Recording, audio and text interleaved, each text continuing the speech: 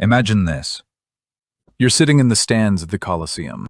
Instead of popcorn, you've got a cup of wine in your hand. And right in front of you, a man is actually dying. But the person next to you? They're clapping and saying, "Wow, what a great match today." Chilling, right?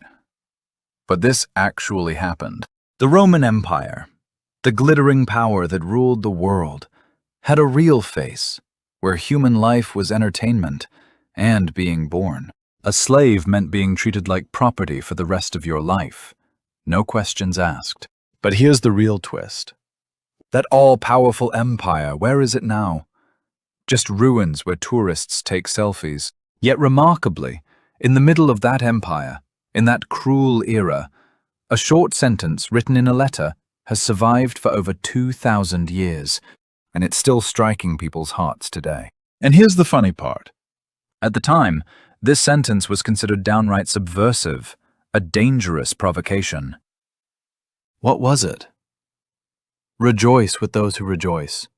Weep with those who weep. Sounds like something out of an elementary school ethics textbook now. But back then, why was it a bombshell that threatened to shake the entire social order? Let's dig into this story today. Before we start, let me ask you something. When was the last time you celebrated someone's good news without a trace of jealousy?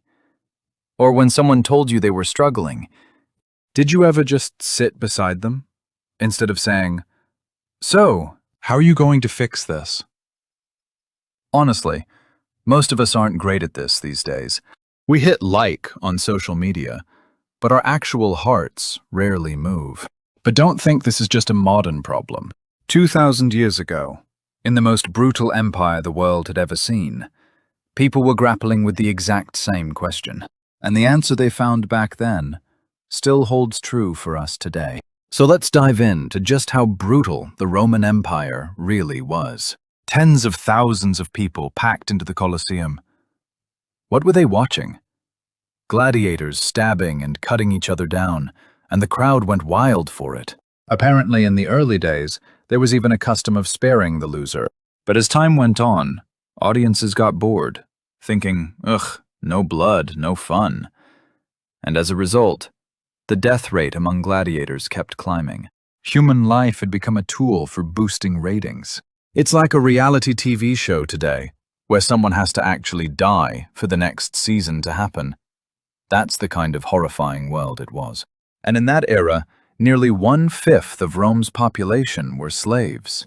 Legally, these people weren't considered human beings. They were property. From the moment they were born, they were sentenced to a life of being told, "You are not a person. You are an asset." The strong crushing the weak was simply taken for granted, and showing empathy for someone suffering was seen as weak and beneath you. This was the world the Apostle Paul lived in, and yet, right in the heart of that ruthless empire, in the middle of Rome itself, Paul wrote a letter containing this line, "Rejoice with those who rejoice, weep with those who weep." Now this might sound like nothing special, but hold on a second. Think about why this was so dangerous in Roman society at the time. Asking a free citizen to genuinely empathize with a slave's joy or sorrow meant acting as if the class divide between them didn't exist at all. This wasn't just a "be nice" line from a morality textbook. It was a fully subversive declaration that ignored the entire class structure of society. In a society that treated death as entertainment in the Colosseum, in a society that didn't care at all about a slave's tears, saying "weep with them" was practically a quiet declaration of rebellion. So let's break down exactly what Paul was calling people to do, in two parts. First, genuinely celebrating someone else's success.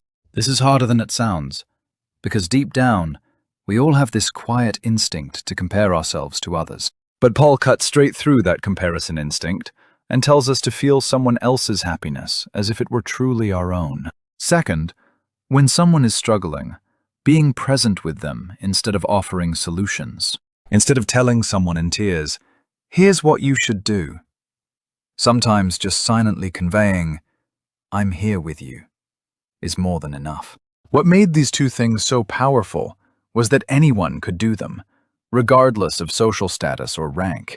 It was a quiet but powerful declaration that slave and free, rich and poor, were completely equal when it came to human emotion.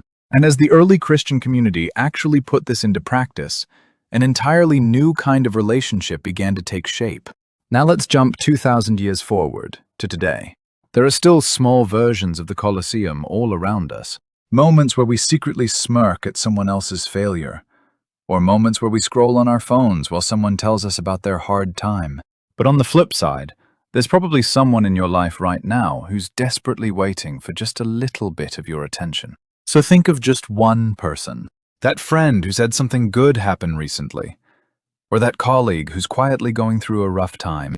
Instead of a generic "congrats" or "hang in there," try saying today, with real sincerity, "Your good news feels like my own good news," or "I know you're going through something hard." It doesn't need to be grand. One text message, one look in the eye, that's enough. What happens if we just keep not doing this? On the surface, the world looks more connected than ever. But in reality, more and more people will end up feeling lonely. We'll keep hitting like, but our hearts won't actually move. And we'll just keep piling up empty, hollow relationships. That massive Roman Empire eventually collapsed too. That overwhelming power that held the world in its grip for centuries is now nothing more than a backdrop for tourist selfies. And yet, that short sentence born in the heart of that empire is still alive, still stirring people's hearts today. Why? Because the empire ruled people through force. But this sentence connected people through the heart. Force collapses over time. The heart endures. If you genuinely respond to just one person's joy and sorrow today, from that moment on, you'll be living not by the way of the Roman Empire, but by the way that outlasted that empire. The empire fell, but this simple truth, that a person can genuinely reach another person's heart, is still alive. And anyone who practices this truth will be remembered, no matter how much time passes. Today, take a real look at the one person near you. That small act of attention might just be your way of continuing that quiet revolution that began in the heart of Rome 2,000 years ago, right here in your own life. On this channel, we dig up old wisdom buried in history and bring it to life for what we need today. If this story resonated with you or made you smile, please subscribe and hit like. And maybe send this video to that one person you just thought of.